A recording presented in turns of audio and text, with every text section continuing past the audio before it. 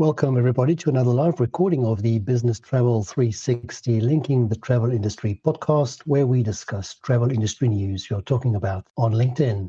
My name is Rian, and I'm one of your hosts today. I'm a co-founder at Agentivity, where we ensure TMCs operate as efficiently as possible. So if that sounds of interest, or you just want to talk to someone with some experience in this field, please get in touch. As usual, I'm joined by Ash and Anne to help me discuss our list of stories with you. Over to you, Anne.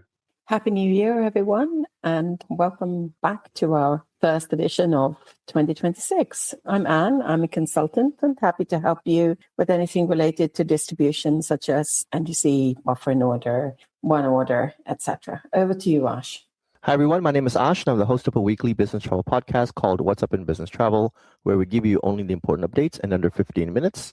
Additionally, I'm the Vice President of Client Success at Traxo, and this is Linking the Travel Industry.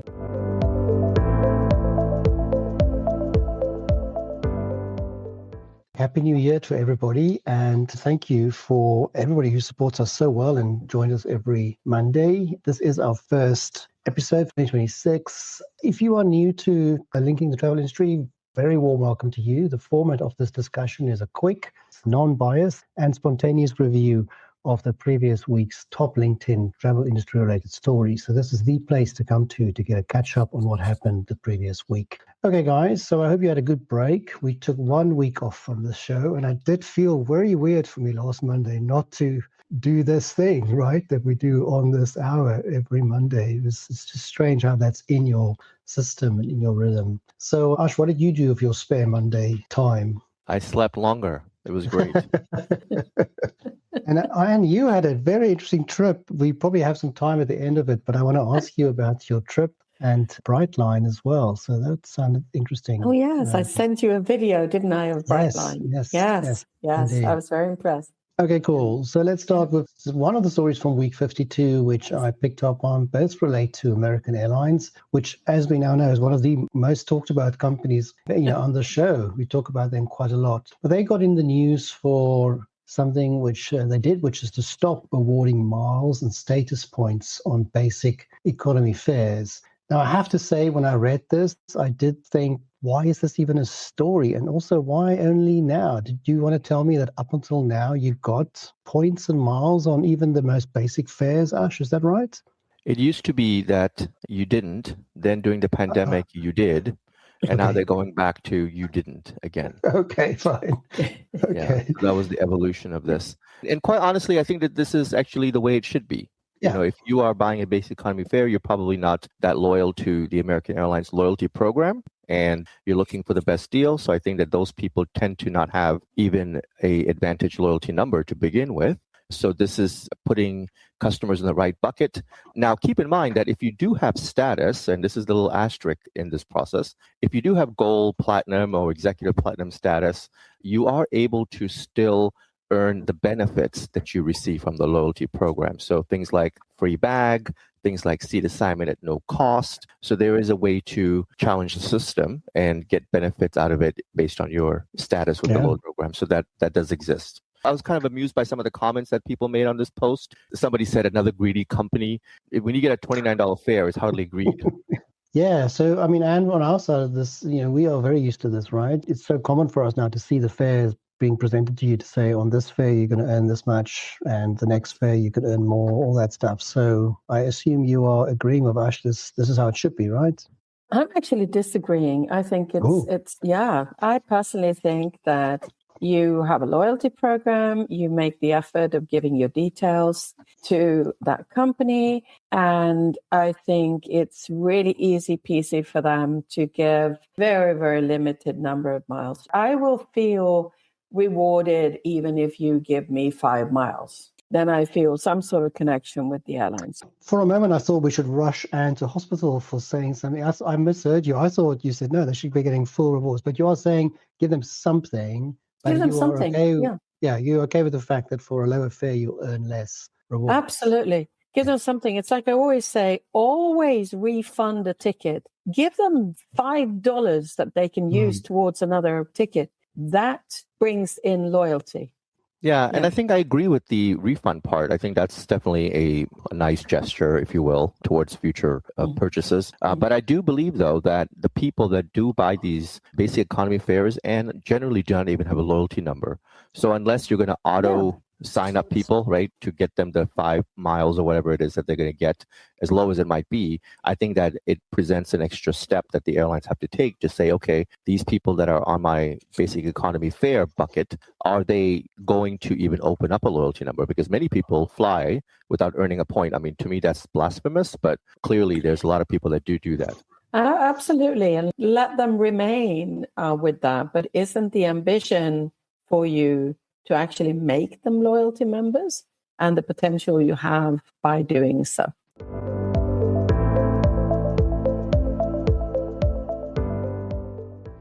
Gail Walsh, thank you for your comment there about happy holidays. We appreciate that and appreciate your attendance. Thank you, and thank you for being here. The second story relating to American Airlines and their frequent flyer scheme is this is something I totally missed. Early in December, they launched a offer where you can pay $5,000 and then that will give you immediate gold status. I don't know why I missed it, but I spotted it on a post by somebody called Iñaki Urich Milan. He's the CEO at Caravelo. He wrote about this a little bit, and he did so in relation to the failure of Ryanair's Prime subscription, and he just wrote about it with a bit more detail. I'm very curious about this. It does seem like it's a one-off payment of $5,000. You get immediate gold status, including all the other stuff associated with it. How do you feel about that one, Ash? So you just buy your way into it as opposed to earning it. A person that does get gold status does have to spend a little bit less than $5,000. So they've upped the number a little bit because you're not really taking the effort of earning the gold status. It's an option that exists. And I think that for people that do want it, it's definitely a great pathway to earn it. And then from there, you have to keep it going. So you have to be able to actually fly those number of miles and earn that status for the following years. It's a step in the right direction. And they do this from time to time with many of their Advantage members that don't attain the status, but they're close enough. So they'll put a number in front of you and they'll say, hey, for another $1,000, you want to get to gold status, but before the end of the year. And many people do opt in. And what do you feel about paying to get in the club? Absolutely. Like it very much. You know that you're going to be flying a lot. You know that in 2026, you'll be flying lots of American Airlines. I think it's absolutely excellent.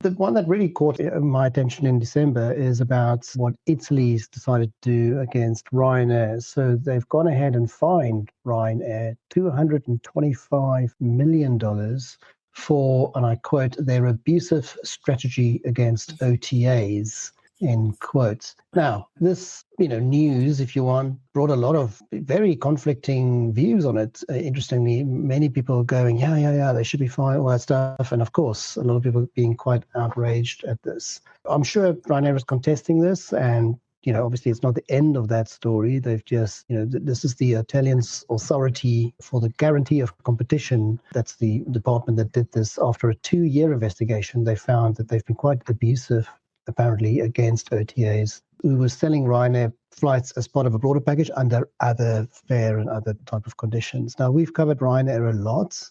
This is not right? You would agree with me. This is not the correct thing for the Italians to be doing. I'm flabbergasted. I mean, we come back to what Ash typically says. It's the airline that owns its content. It's not the OTA that owns that content. Yep. And we see it again and again and again. We see this abuse. You see it on travel blogs. You see it everywhere. Unbundling and decoupling what's included and what's not included and selling it. Fully supported of Ryanair. I sort of fail to see why, the Italian government sort of gets a big sigh. Don't you agree, Ash? Well, I think that they're getting involved because it's a cool $225 million. Anytime a regulator is involved in regulating, it's always bad news for the free market. And if Italy was so good at running airlines, they would have successful airlines of their own. And we know how that's going for Italy. So it's like when you suck at something and then you're making comments about it, like you should just, they can't resist the temptation to put another $200+ million into their coffers. So they're going to go after Ryanair. Ryanair is pushing back. They're going to go to court and Yeah. make a deal about it. So they're not going to just Yeah. find one. I think the phrase you're looking for is throwing stones at glass houses, what Italy's doing here. But also, don't forget, in 2024, a Milan court ruled that the airline's new direct distribution model that we've talked about quite a lot directly benefited consumers and protected them from hidden fees levied by online travel agencies. The Italians did rule that, right? So, and now a few months later, they go, hang on, no, we want some money out of this. This is crazy. Well, anytime third parties are involved, and again, I'm not trying to say anything bad about third parties. They definitely do create some value. And if they do, then it has to be something of their own. It cannot take somebody else's product and create value out of their own product. I mean, you have to bring something to the table. But a lot of times, third parties, when they are involved, they do create a higher cost for buyers, for travelers. They do create more resistance to a process unnecessarily. The airlines, they have to push back, and they have to push back strong. Yeah, and it should be added to that, I mean, Italy is one of those markets that is actually heavily dependent on Ryanair. It really covers the whole country extremely well, connects rather remote areas of Italy. So I'd be walking a bit carefully here.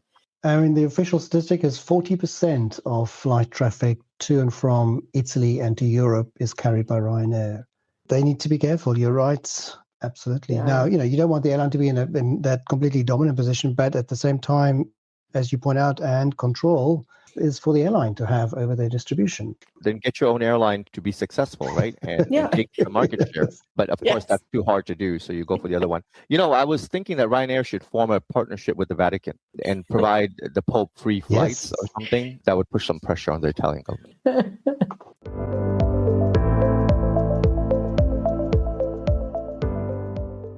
Thank you, Mark Lennon, for giving us a Happy New Year. Same back to you, and for being such a regular listener. We appreciate that a lot. And there was another story which I picked up on, just a bit of time for some extra discussions. If you don't follow, you should. If you don't follow Jay Sorenson, he talks a lot about airline ancillary revenues and all that stuff. But he wrote a little piece which he entitled "A Master Airline Retailer Loses Its Magic," and he was talking about the Ryanair misstep, as he called it, with its Prime product, which we covered 2 or so weeks ago when that's failed. It went through a little options of things he would have done differently with that program. And it's small things, right? One of the things that stood out for me was he gets an email to pre-order your meal via the app before boarding, which makes sense, right? It's easy. It makes it faster. But then the actual link in the email completely fails. It just goes to another page of 27 deep links down, which it's not easy, basically. The intention is there, but the execution was poor. And those are simple things to fix, right? It's not difficult to get that right. It was just an interesting read for me. I don't know, Anne or Ash, if you've got any extra stories that you picked up since we last at the event. Maybe Ash?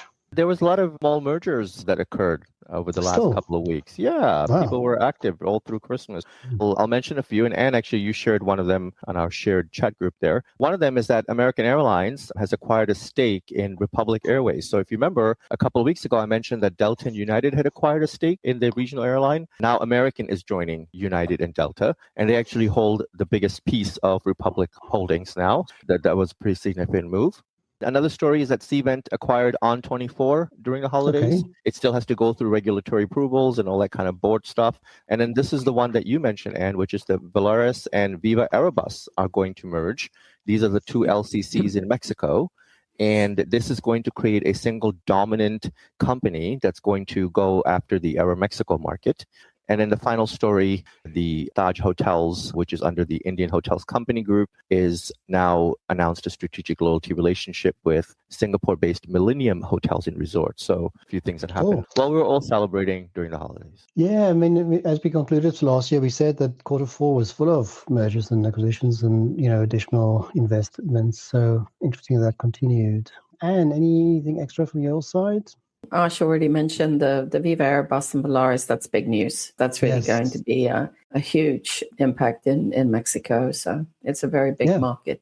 Yes, and I tried the Brightline. And just for those who don't know, Brightline is a train company.